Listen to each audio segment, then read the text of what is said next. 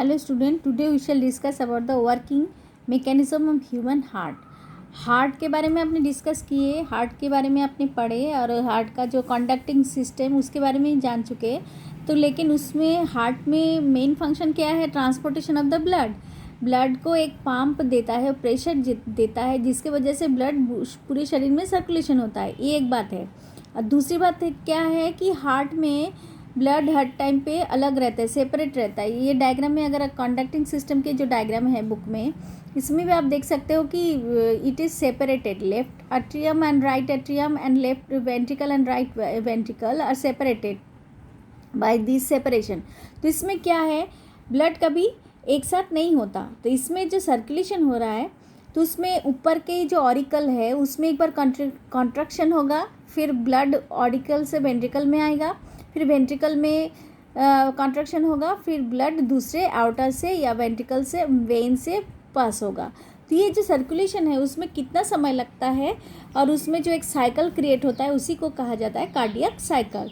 तो डेफिनेशन के हिसाब से देखिए तो consecutive systole and diastole continues a single heart beat और कार्डियक साइकिल। एक हार्ट बीट में जो टाइम लगता है वो लगता है 0.8 सेकेंड, मतलब एक कार्डियक साइकिल में 0.8 सेकेंड लगता है, क्योंकि एक मिनट में 72 टाइम्स हार्ट बीट होता है।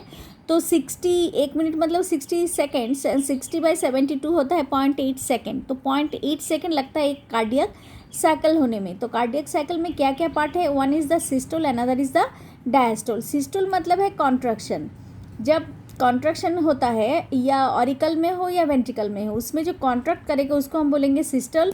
और डायस्टोल होता है जो फैलाना, जो खुल जाएगा, ओपन होगा, रिलैक्स हो जाएगा when the heart will relax. That means it may be in the auricle और वेंट्रिकल। ये सिस्टोल और डायस्टोल मिलाकर जो एक साइकिल होता है that is called as the cardiac cycle. Okay, तो it is divided into two part. One is the atrial systole and atrial diastole, and second is the ventricular systole and ventricular diastole। तो इसके एक एक करके हम पढ़ेंगे। सबसे पहले atrial systole. First, right atrium receives deoxygenated blood and left atrium receives oxygenated blood. पता है कि लेफ्ट ऑरिकल जो है वो ऑक्सीजनेटेड ब्लड लेता है और राइट हैंड साइड जो है right auricle it receives deoxygenated blood. When both the atria are completely filled with blood, जब दोनों भर जाता है, pressure is exerted on the wall, फिर वॉल के ऊपर एक प्रेशर क्रिएट होता है। And in response to this pressure SA node, sinoatrial node जो है वो gets excited and generates cardiac impulse, और उसमें कार्डियक इम्पल्स क्रिएट होता है। And due to this cardiac muscles in the atrial wall contracts causing atrial systole. तो अभी क्या होगा, उसी वजह से एट्रियल जो वॉल है वो स्क्वीज करेगा और उसमें एट्रियल सिस्टोल क्रिएट होता है। And during atrial systole blood is pumped into ventricles. इसी समय क्या होगा, ब्लड वेंट्रिकल में पास हो जाएगा। Then blood is prevented from going back to the veins and coronary sinus by eustachian and Thebesian valves respectively. So remember the names of these two valves. One is the eustachian valve and another is the Thebesian valve.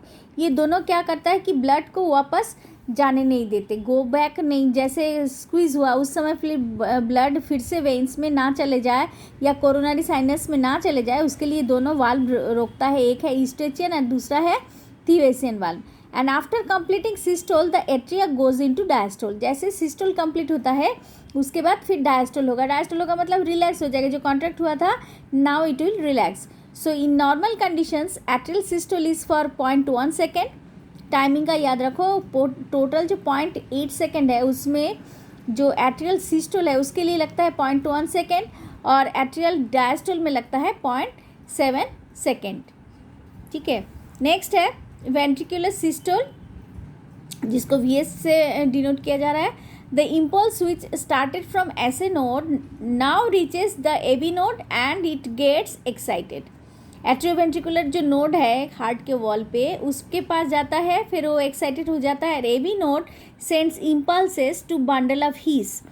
Bundle of His जो bundle है conducting system में आपने पढ़ा है, उसमें जो impulse create होता है उसके पास जाता है।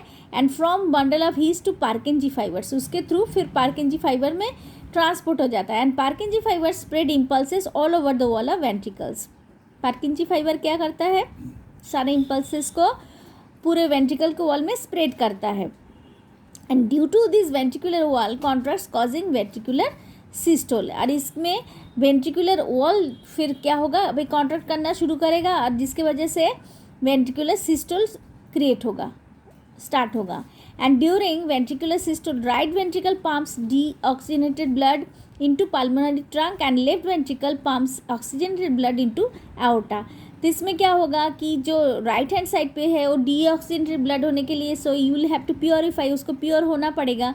तो कौन से रास्ते से, पल्मोनरी ट्रंक के थ्रू ये लंग में जाएगा, ठीक है। और जो लेफ्ट वेंट्रिकल का ब्लड है इट इज़ प्योर ऑक्सीजनेटेड है, तो ये पूरे शरीर में सर्कुलेट होने के लिए जो डॉर्सल एओर्टा है, एओर्टा के through it will pass.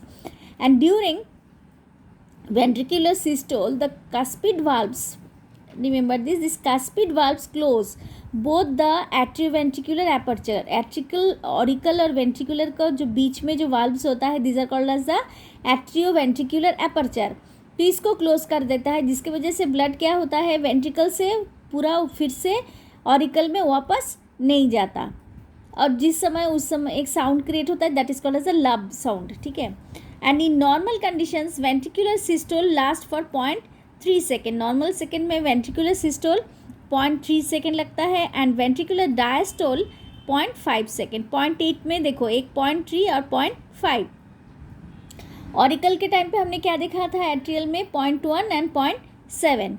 And during ventricular diastole semilunar valves are closed. Ventricular समय जो नीचे से जो कनेक्शन है सेमिल्यूनर वाल्व सो क्लोज हो जाता है और preventing backflow of blood from pulmonary trunk and systemic aorta into ventricles, जिसमें कि डब साउंड क्रिएट होता है।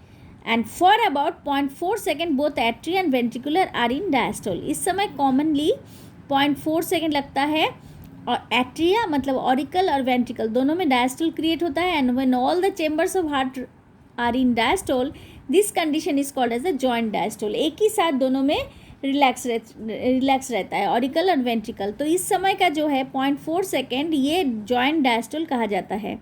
और दस duration of one cardiac cycle is 0.8 second. अगर इस साइकिल को हम देखें डायग्रामेटिक रिप्रेजेंटेशन में और क्लियर हो जाएगा।